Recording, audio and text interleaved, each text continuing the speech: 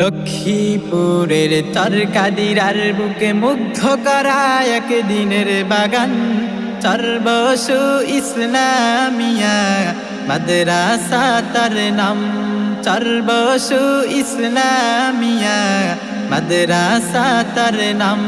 লক্ষ্মীপুরের তরকাদিরার বুকে মুগ্ধ করা একদিনের বাগান চরবসু ইসলামিয়া মাদ্রাসা তার নাম। চরবসু ইসলামিয়া মাদ্রাসা তার নাম। মাওলানা কবিরুল হকের ঘোড়া কি সুন্দর এই জান্নাতের বাগান।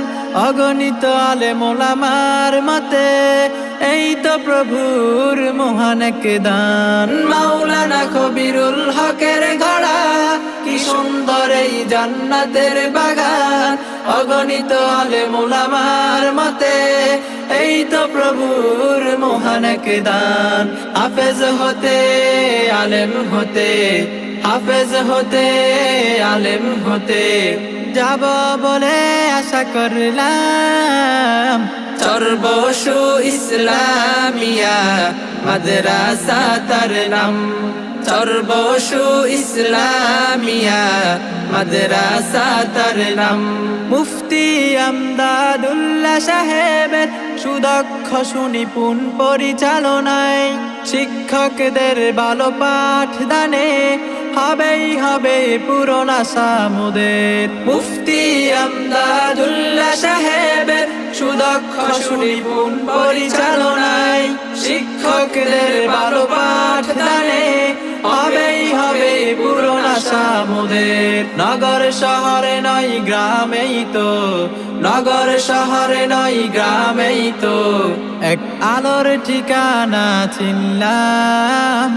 চরবসু ইসলামিয়া মাদ্রাসা তার নাম।